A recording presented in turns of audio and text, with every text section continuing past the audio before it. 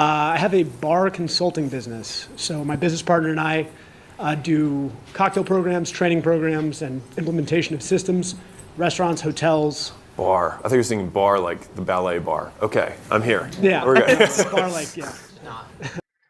Should you go high ticket or mass market? Alex Hormozi drops a brutal reality check that most entrepreneurs completely miss. Welcome back to Daily Revenue Report, and in this live discussion, Alex Hormozi goes back and forth with a founder stuck between $20,000 offers and elite enterprise clients. And what Alex Hormozi reveals about scaling the unscalable could completely flip how you think about business. If you're trying to grow faster, close bigger deals, and stop spinning your wheels, you need to watch this. So hit that like button and hit that subscribe button because we drop videos like this every single day. Okay. Yeah. So we kind of came to the realization after being here for the last 2 days, we're trying to decide whether to go with the sort of volume play where it's like a $20,000 offer, where we do like a basic 12 cocktail menu, 4-day implementation. That's a volume play, 20K?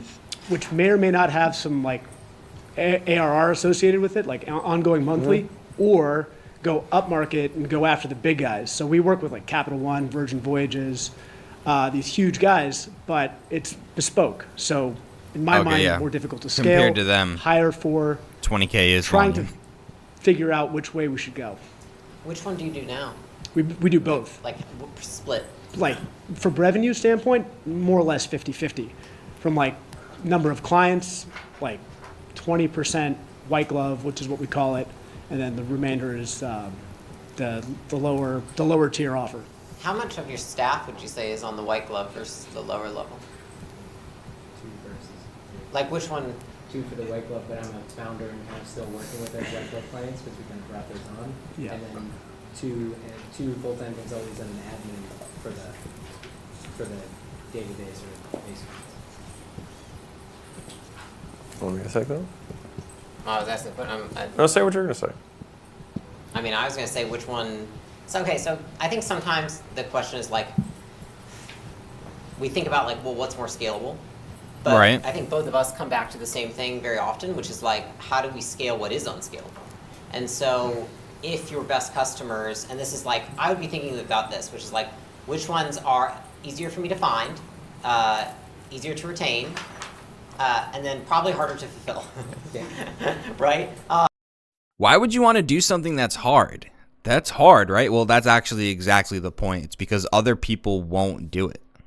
Easier to find, easier to retain, but they're harder to fulfill. That's usually what's unscalable, right? And then people are like, oh my gosh, how am I going to be doing this forever? And it's like, you won't be doing it forever. We will figure it out eventually. But like, there are ways to scale what is quote unscalable. And so I think a lot of times when people want to go down market, it's usually because that feels hard to do because you're in it right now. Or like somebody who's very talented. And it's like, well, how would we do that? And I think that kind of goes back to like the unicorn and a few other things that we talk about when it comes to key man risk. I'm a fan of doing what is unscalable, you know, like, and figuring out how to scale that because I think that's where the best companies are created. And so I like the thought of if those customers that are the white glove are easier to find, easier to retain. That's kind of the human experience, right? How do we take something that's hard, no one likes doing, it's brutal, it's stressful, and we automate it? We find systems and scale these things and make it an insanely awesome customer experience, and that's how you get the easy to get and easy to retain part as well. And maybe Probably have higher margins, I would imagine, correct, on those higher ones. margins. Yeah. Or wait, you looked hesitant. Well, it's a longer lifetime value for sure because we work on like 3-year contracts, 2-year contracts with them. It definitely takes more man hours to service them. Yeah. But the gross margins are higher, correct? Yeah, ultimately, yeah, because they go on these like expensive retainers, which the lower value ones can't do. Yeah. But they're very difficult to find. Like in 4 years, we have 4. Yeah. So, but you have a reliable acquisition system for the smaller ones, correct? I wouldn't call it reliable. This dude can't get customers at all. So for the first 3 years we were in business, we did affiliate, referral, networking, personal contacts. When we outgrew that because of the size of our team, we started moving into more paid ads. Paid ads has done okay, did really well at the beginning of the year, did terrible during the summer. Alex is about to smack this dude. Paid ads work for every single business, right? But you don't know how to work it for your business. That's what Alex is going to say. And then the most obvious answer is fix your LTV. If your ads don't work, it's not necessarily because you're spending too much to acquire a customer, but you don't know how to extract enough money from that customer. I think that was largely because of the agency we chose. And so now we're kind of like, which channel do we focus on? But I think first we need to figure out which avatar do we go after.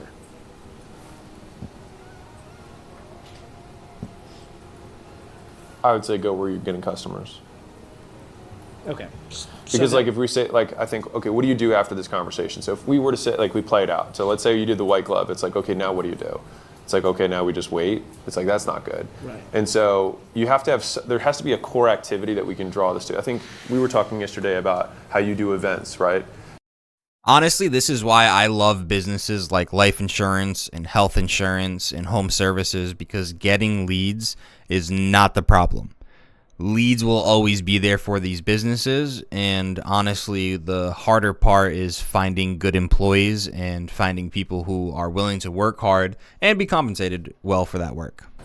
It's like, okay, well, it seems like it's haphazard sometimes when you get these things, but it's like, well, every event I go to, I get 10 contacts. From those 10 contacts, I close 2, and it's like, okay, well, then how do I do? And like a good friend of ours is in the real estate industry, and he's for brokers.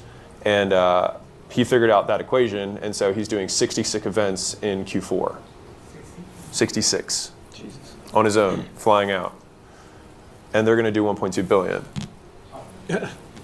But he 5x the market cap in 24 months by working his ass off. Right. And so I'm bringing this up to say, like, if you had one thing that you found those 4 from, which felt haphazard, it's usually like things feel volatile when volume is too low. Yeah. And so people are like, I'm making content, but it's really like, I only get a customer every week or so that, comes from it. It's like, right, you get it.